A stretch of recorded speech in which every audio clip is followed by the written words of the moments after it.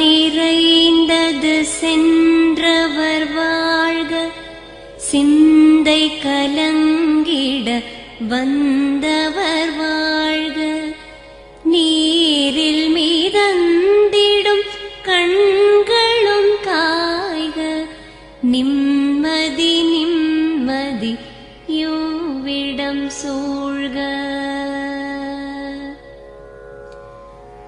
ஜனனமும் பூமியில் புதியது இல்லை, மரணத்தை போலொரு பழையதும் இல்லை, இரண்டும் இல்லாவிடில் இயற்கையும் இல்லை, இயற்கையின் ஆணைதான் ஞானத்தின் எல்லை.